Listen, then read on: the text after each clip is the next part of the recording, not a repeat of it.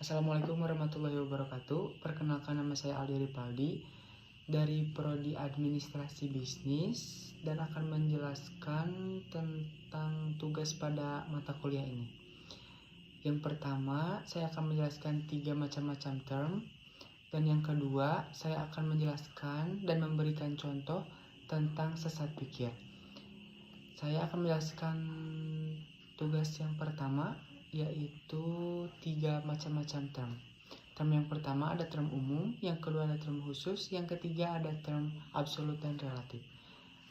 Sebelum itu saya akan menjelaskan mengenai tentang term terlebih dahulu. Term adalah bagian dasar dari suatu proposisi atau pernyataan. Term digunakan untuk merujuk pada konsep, objek, atau kategori tertentu. Secara umum, term dibagi menjadi beberapa macam. Berikut ketiga term yang bisa saya jelaskan. Term yang pertama adalah term umum. Saya akan jelaskan term yang mengacu pada sekelompok objek atau individu yang memiliki karakteristik atau sifat yang sama. Sebagai contoh, manusia adalah term umum karena mencakup semua individu yang termasuk dalam kategori manusia. Dalam satu kalimat, semua manusia akan mati di sini. Manusia adalah term umum. Yang kedua, ada term khusus.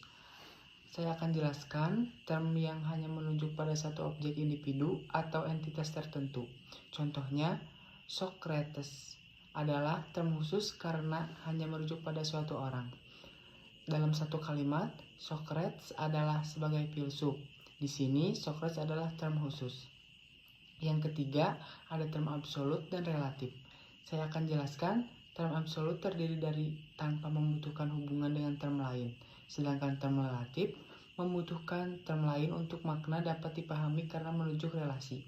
Contohnya, absolut, ibu dalam kalimat ibu memasak nasi, artinya berdiri sendiri. Relatif, ibu dari Ali, karena kita butuh tahu siapa Ali agar makna ibu jadi jelas. Berikut beberapa macam term, dan tugas yang kedua adalah sesat pikir. Saya akan menjelaskan tentang sesat pikir. Sesat pikir adalah kesalahan dalam berpikir logis yang membuat argumen terlihat benar padahal keliru.